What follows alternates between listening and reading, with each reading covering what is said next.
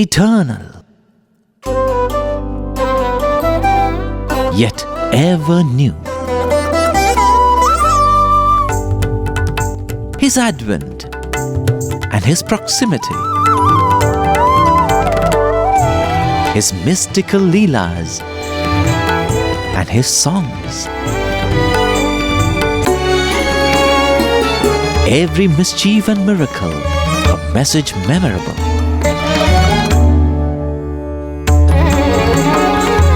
Every pain and travail a precept enacted.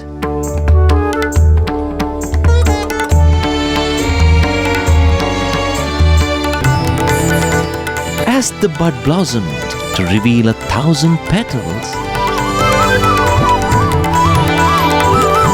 it can only be said that the fragrance of the first few years was unique.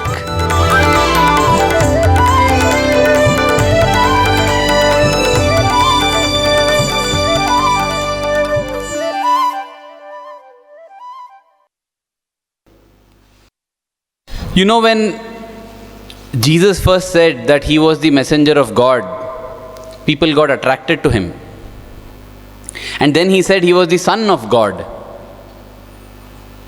A few eyebrows were raised, but still people stayed with Him. Finally, He declared, I and my Father are one.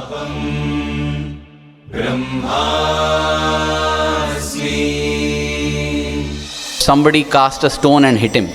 Swami also tells us the story of a Muslim boy saint who kept repeating Anal Haq, meaning I am God, I am God. The scholars of that land advised the king to chop his hands and feet and hang his body from the gateway of the kingdom. And Swami says that every drop of blood that fell from his body kept saying Anal Haq, I am God, I am God. In little Sathyam's case too, that is what we are going to see when he said, I am Sai Baba, I am God. The world is not ready to receive this inconvenient truth. We saw it in our own lives. When Swami would tell us in discourses, do bhajans, we form a resolve that yes, we will do bhajan. Swami says, do seva, yes, we will do seva. But Swami says, you and I are one. What is it that makes God and the men of God to keep sticking to this inconvenient truth when the truth brings them so much physical and mental and psychological harm?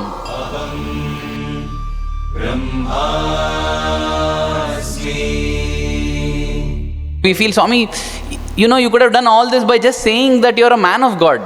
Nobody would have criticized you only. Simply, from your childhood, the minute you said you're God, this criticism has come. What is it that gives the courage or makes these people, makes the avatar state this inconvenient truth? You are given sugar to taste, you taste sugar and you know that sugar is sweet. Somebody comes and tells you sugar is not sweet. You say, no, sugar is sweet. Then they come and tell you, here is the record of observations of the scientists who say that sugar is not sweet. You say, no, sugar is sweet. Then somebody comes and tells, if you say that sugar is sweet, I am going to break this chair. Break the chair. Sugar is sweet. If you say sugar is sweet, I am going to break those pots. Break the pots.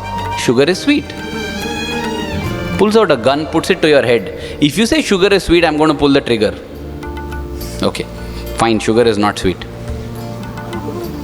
No need. Put the gun to your father's head or mother's head, your child's head. If you say sugar is sweet, I am going to pull the trigger. Fine, why simply, okay, sugar is not sweet. The minute attachment comes, I am not that pot, nothing happens, break the pot. I am not the chair, break the chair, nothing happens. This is me. This person is mine. The minute attachment, mine, thine comes, fear comes. But for the avatar, the body is just another pot, another pan, another chair. Break the body, I am God. Swami, we will torture you, torture the body, I am God. This kind of courage, fearlessness and adherence to what we call as the inconvenient truth comes only because of zero body attachment, complete Atma Bhimanam. And that is the message that Swami drives home through this apparently most painful part. Even in the later years, I remember Professor Anil Kumar sir saying to Swami, Swami, there must be a great pain, right? Because the hip is fractured. Swami said, oh, the pain is tremendous. Swami, how much you are suffering? Hey, no suffering. There is pain, but there is no suffering. If I am not the body, how can I suffer? I am not the body. I am not the mind. I am the Atma. And this is the progression that we will see in Swami's life too. Everything failed, as we said. The scholar failed, the doctors failed, the exorcists failed. So the parents of little Sathyam decided that he should be taken back to Puttaparthi and try some remedy there. Somebody suggests that he should be taken to not any ordinary exorcist, not to any ordinary Swamiji, but taken to one dreaded Mupur Appaya Swami. Now this Mupur Appaya Swami, he is the person who lived in Brahmanapalli near Kadri. And Brahmanapalli near Kadri, as you see in this map, those days the blue line is the road map to this particular Brahmanapalli, which is close to Kadri. It is a good 74 kilometers away. And the very fact that his fame had traveled all through and was known in places like Bukkapatnam and Puttaparthi shows that he was a man of some substance. And many years later, when his son was spoken to, his name was Nanjappa, he was describing that, there was a court hearing for which his father had to appear.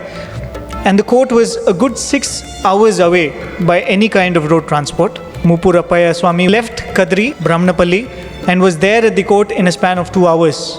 So it was known that he had all these abilities to disappear and appear anywhere. He had cured innumerable number of patients, but this was going to be his toughest task and the youngest patient he would handle. He had a record of having completely healed 6 people who had been possessed by ghosts and demons till then. So imagine his fame had traveled all that distance. And that is why in a cart via Bukkapatnam, Mudigubba, Kadri and then Kadri Brahmanapalli. This was the route that they followed. So 74 kilometers at an average of 5 kilometers per hour in a bullock cart. You can imagine at least about 12 to 13 hours of journey. So you start early in the morning, you reach only late in the evening. Who all accompanied Swami was Swami's parents, Swami's elder sister Venkamma, and there were 2-3 other relatives. A total of 6 of them had gone there. When little Sathyam was submitted, he first tonsured the boy, took out all the hair, and after that tied his hands to a pillar behind so that he doesn't obstruct, and then made, as Swami said, 3 brutal cross marks on his head. And then nearby in the village Viranjanaya Garipalli, there is a perennial water well called Bhogga. This is that Bhogga well, which will be freezing cold. Water will be there every time there early in the morning, because it was the next day that the treatment began. He was taken there and 108 pots of cold water was poured onto that tonsured and cut head. After which he was taken back to this Mupur Appaya Swami, who made a paste of pepper, garlic and lemon juice and applied it on Sathyam's head, and then dug a pit in which was filled cow dung, buffalo dung, neem and many other herbs. Neck deep, Swami was made to stand for 1.5 hours. Swami just stood, after which he was taken out and 20 blankets put on him. Then with a thin hot iron rod, he was branded on the leg, on the hand, behind the neck. And still, this is the time they expect, unable to bear the pain that the body is undergoing, the ghost that is possessing the body will just leave and go. But here was Sathyam, without batting an eyelid, without making even a whimper of protest. He was showing, I am not the body. And therefore, as recorded in the Satyam Shivam Sundaram, he took out his most potent weapon called the Kalikam paste. made with many ingredients, a very pungent kind of paste, which he applied directly to the eyes of this little boy. When this kalikam paste was applied to Swami's eye, not only his eyes, his face swelled. He could not be recognizable. The opening of the eye became a small orifice. And the mother and sister could not bear this. And they broke down, they started sobbing. And imagine, Swami has gone through all this. And so beautifully depicted in all those pictures which you showed, that he was so calm, he was so composed. Not once did he actually say that don't do this to me or anything of that sort. He was very calm, and in fact, only after this kalikam paste was applied, Swami started shivering, the body started reacting. And he did not try to stop this or cure himself, even when he was put through all this. But when he saw his mother and sister break down, he called them to himself and he suggested a remedy. He said, you bring these particular leaves and you make this paste and apply it. It will bring down the swelling. And that's what they did.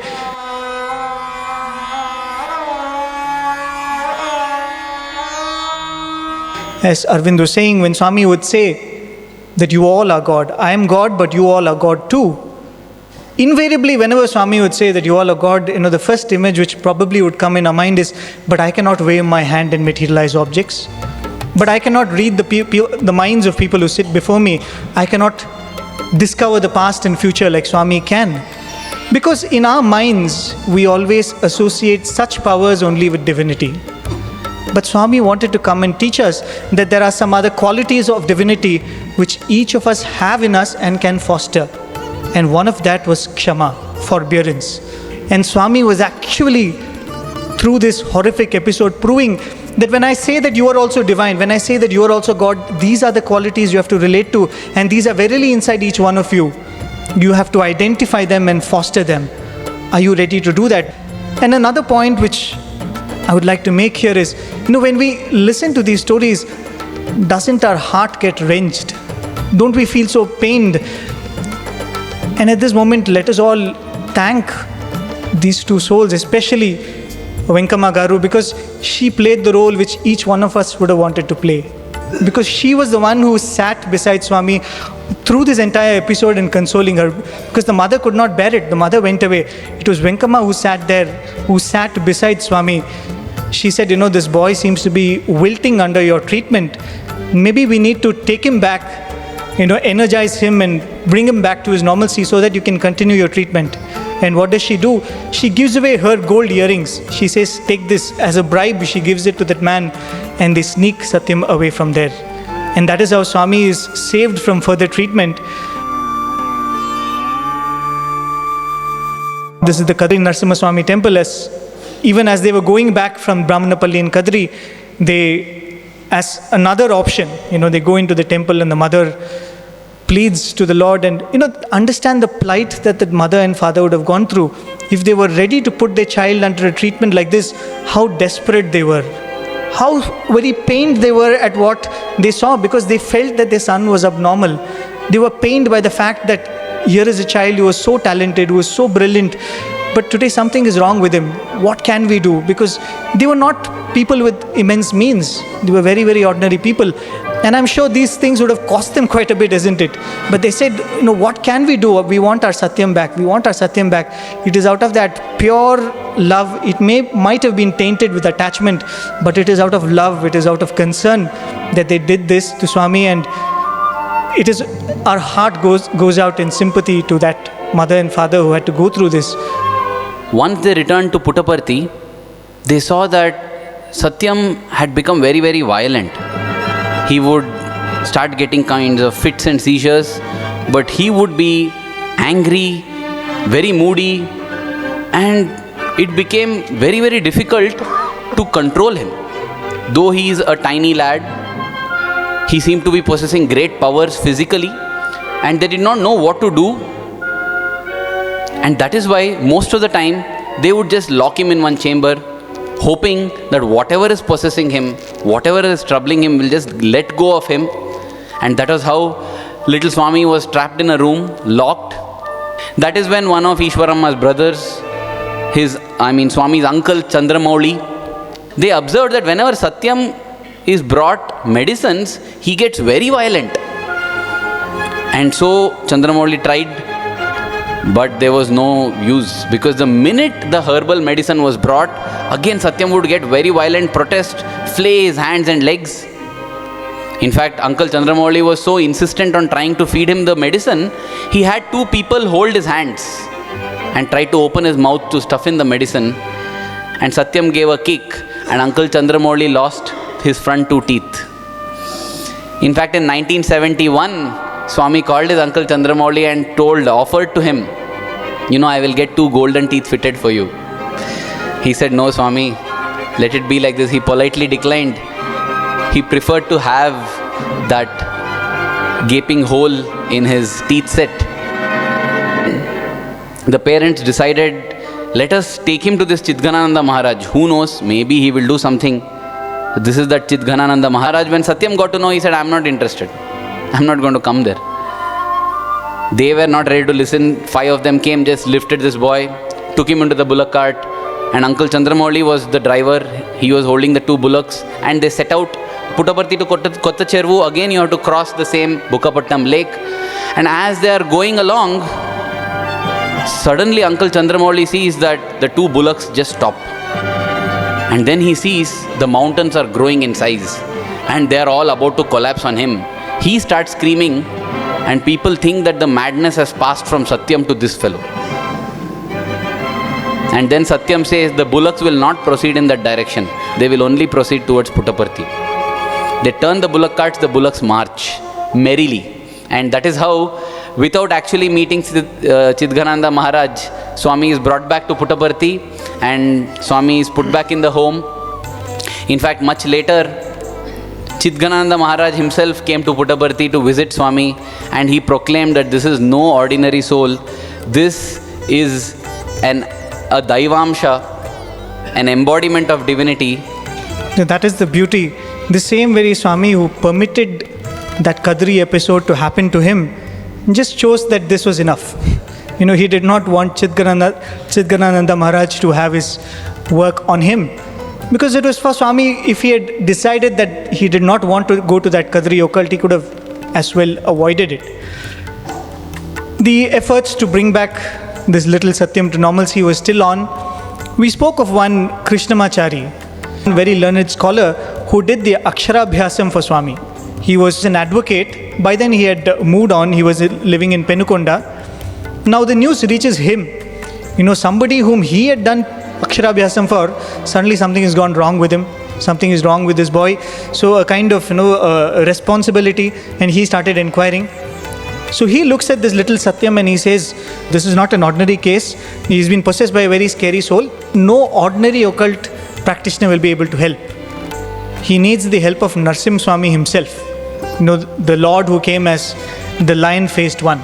And no ordinary shrine of Narasimha Swami, you will have to take him to Gatikachalam. Gatikachalam is a temple in Tamil Nadu. The deity is Narasimha Swami, Lakshmi Narasimhan. And the father, in all humility, he starts taking down the directions. All right, if that is the temple which will give us redemption, let's take our child there. So he starts taking down, where is this place, how do we go?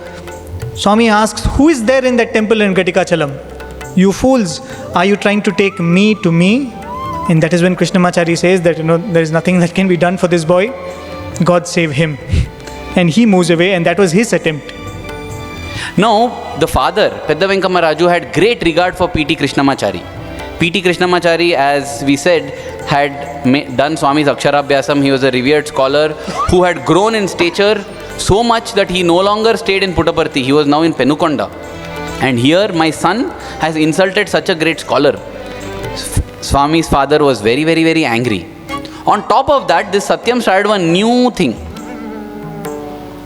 Waving his palm like this and creating so many things. And that infuriated the father even more. One day he saw on the road Sathyam and one group had gathered around him because Sathyam was doing all these apparent magical things. Everyone is amazed and they are gathering, and the father is not able to bear it anymore. He just went, picked up a stick, rushed to him and, hey, who are you? Are you God? Are you Narasimha? Are you Narayana? Or are you madcap? Are you a demon? Who are you? Little Sathyam said, I am Sai Baba. Sai Baba, Hi Baba, I don't care. Whoever you are, get out. Leave my son alone. Because the father thought that ghost is speaking through this boy. A smile comes over Sathyam's face and he says, no father, I am Sai Baba. The father is shocked. He says, yes, I have come because your Venkavaduta asked me. He has prayed for this for so long. And therefore, Bharadvaja Gotram, Apasamba Sutram, in that I have come, I am Sai Baba. Tak! That stick fell off from his hand. He was shocked. So what do you want me to do? Clean your houses and worship me every Thursday. I will bless you, I will take care of you. That was the 23rd of May. So finally the family gets a clue. At least they know who is there. Till now they didn't know what it was. Was it a demon? Was it a ghost? Was it a saint? But at least now a clue. Okay, some Sai Baba. So now they start looking around. Who is this Sai Baba? Trying to gather information. That's when the adopted son of the Karnam, we spoke about the Karnam Subhamma, the adopted son of the Karnam, he comes with a piece of information that there is one person, he is Keshavaya, sub-registrar of the Penukonda town. He seems to be a person who has some knowledge about the Sai Baba, because Keshavaya was a very elderly person and it is believed that he has travelled to Shirdi, he has seen Baba when Baba was alive, and he is a devotee of Shirdi Baba, and he is also known for giving Baba's Udi, and he had kind of created a reputation for himself. This was the house in Penukonda. A lot of people who had small problems would go to him and he would dispense Udi, saying that Sai Baba will take care of you and their problems would be solved. So he had become a person of a considerable following. So his name and fame too had spread. So that's how Swami is taken there. And this man, with right earnest, looks at him and he says, this is not Shirdi Baba, this is not Sai Baba, and think this boy is mad, something is wrong with him. So as his usual practice, he takes some Udi and gives it to Swami and says, you take this Babu, you will be fine. And what does Swami do? He takes that vibhuti and throws it at his face. He says, you fool, you've been worshipping me all this while and I'm here and you don't recognize me. How foolish of you. So finally this Keshavaya says that, this seems to be a little more complicated than all of you think. Procure a picture or an idol of Shirdi Baba. You worship that idol, this boy will be better. And needless to say, the parents go back. Now the hunt for Sai Baba's form starts. Finally they're able to procure a small idol of Shirdi Baba. They keep it in the home and start worshipping. And this is the play of Swami. The worship of Shirdi Baba starts, Swami starts becoming normal and calm. So they say, finally, okay, this was the problem. So this is working. So that went on for some days. In the meanwhile, some people, as Prem said, this Keshavaya, the sub-registrar at Penukonda, he has his own Bhakta following, Bhakta Brinda there. Because he is acting like one mini Shirdi Baba there, basically. In the sense, whoever comes, he says, take this Udi, you'll be fine. And they get fine and they feel, oh, yo, Keshavaya, great. He also enjoys that. He does some Narayan Seva. He does some poor feeding. Basically, he's taken on the glory of Shirdi Baba and he's doing it. So, he has his own loyal following there. And one person from that following is infuriated that some chit of a boy from some village comes and insults our Keshavaya Garu. So, one such person travels all the way from Penukonda in search for Sathyam and comes. And he arrives at the house and he asks, where is that boy? He says he's Sai Baba. So the parents, Ishwaramma is there, mother. She says, no, nothing. See, he was in this thing. No, so just leave it, you go off. I am Sai Baba. From inside the voice comes, Arey, be quiet yaar. Mother feels, Arey, you keep quiet for some time. So that man is now, he says, just because you tell you're Sai Baba, you think you become Sai Baba. What is the proof, huh? What is the proof that you are Sai Baba? You want proof? I will give you proof. And then Swami says, get me some flowers. So this man doesn't know where to get flowers from Puttaparthi. He looks towards Ishwaramma. Ishwaramma Garu goes and gets some jasmine flowers. And Swami picks those flowers and just throws them. And there they form in beautiful Telugu letters, Nenu Sai Baba. I am Sai Baba. And this is something amazing for that person as well as the mother to see. And yes, different artists have imagined this scene in different ways. Later on, Keshavaya himself visits Puttaparthi And at that time, he makes a prophetic statement. He says, this boy, one day, maybe sometime later, but one day he's going to become more famous than me.